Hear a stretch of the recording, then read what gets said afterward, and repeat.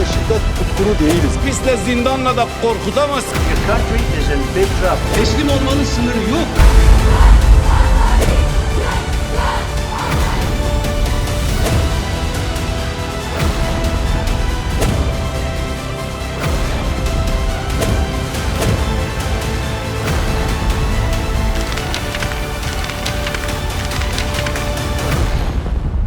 Turkey's MHP leader Devlet Bahçeli has proposed the formation of a cross-party parliamentary commission to guide the country through a formal peace process following the PKK's decision to disband.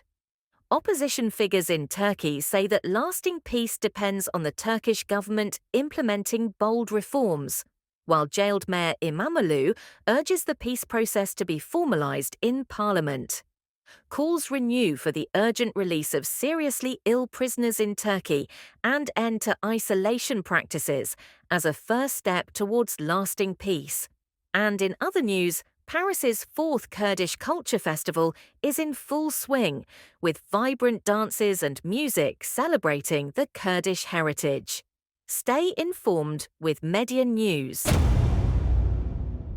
In a significant political development, Devlet Bahçeli, leader of Turkey's Nationalist Movement Party, has proposed the formation of a cross-party parliamentary commission to guide the country through a new phase of peace and national reconciliation. The move follows a declaration made by the Kurdistan Workers' Party, known as the PKK, that it was dissolving and ending its armed struggle, widely regarded as a historic shift after decades of conflict. Describing the moment as delicate, fragile and demanding patience, Bahçeli urged political actors across the spectrum to act with restraint and a sense of national responsibility.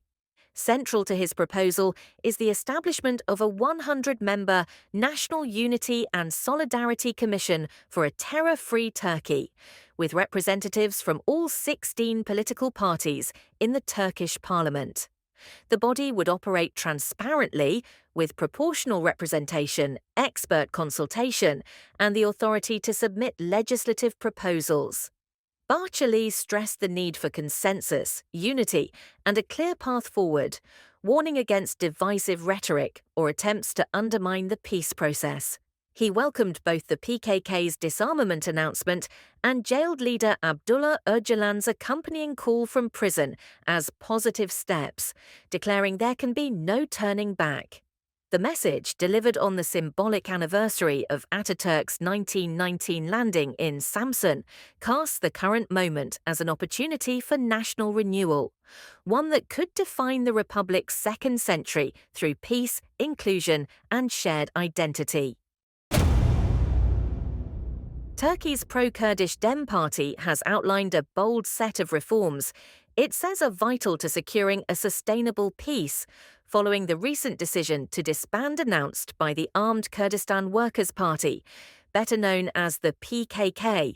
Speaking on Medya TV, co-chair Tuleyhati Mavularu called the PKK's dissolution a historic opportunity and urged the government to act decisively. She warned that failure to respond with democratic reforms risks stalling the fragile process. Hati Mavularu stressed the need for legislative change, particularly an end to the controversial practice of replacing elected Kurdish mayors with state-appointed trustees. She also demanded implementation of European human rights rulings and greater access to Abdullah Öcalan, the imprisoned Kurdish leader, calling his involvement pivotal for dialogue. "This is one of the most significant moments in our country's history," she said, "but peace cannot be built unilaterally." Echoing that call, Istanbul's jailed mayor Ekrem İmamoğlu, President Erdogan's main rival whose March arrest sparked major protests, issued a statement from Silivri prison urging the government to initiate a formal peace process under the roof of parliament. "Let peace take root in the Grand National Assembly," he said. "Do not fear the wisdom of this people," he added, stressing the need for real transparency and accountability. Quoting Kurdish and Anatolian poets, İmamoğlu invoked a vision of unity, reconciliation, and democratic renewal.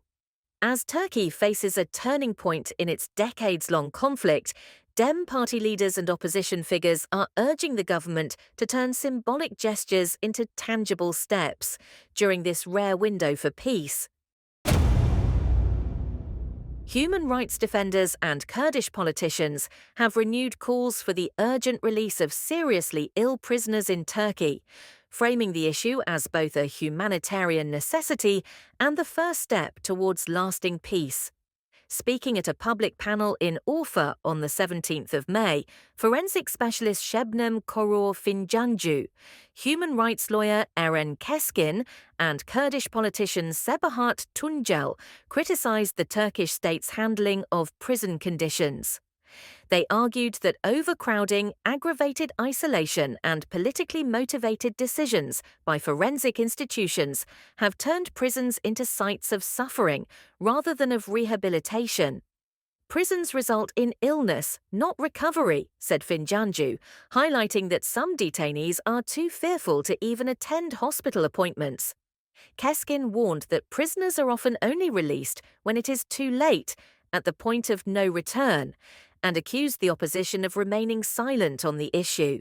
Tuncel, drawing on her own time behind bars, said the prison system was governed by the law of the enemy, with isolation policies now widespread beyond İmralı prison, where Kurdish leader Abdullah Öcalan remains incarcerated.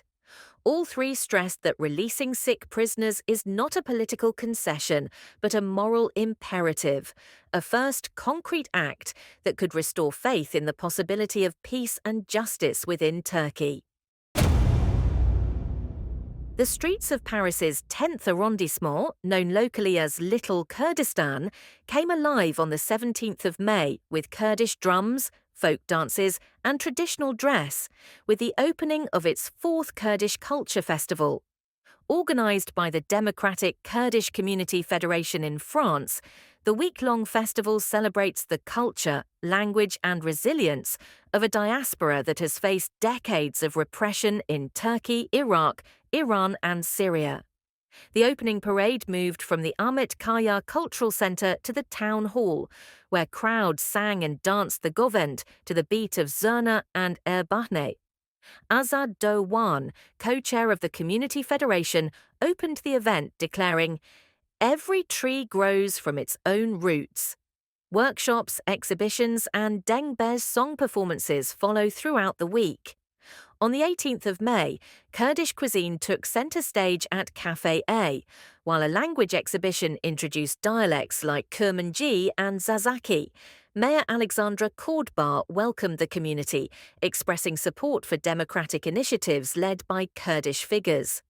The festival ends on 23rd May with a concert by Ma Music, a group from Diyarbakır, Ahmed. It is the 4th such festival and a defiant celebration of Kurdish identity, culture, and unity in the heart of France. Medya News Daily Review. Biz burada şiddet tutkunu değiliz. Biz de zindanla da korkutamazsın. Your country is in big trouble. Teslim olmanın sınırı yok.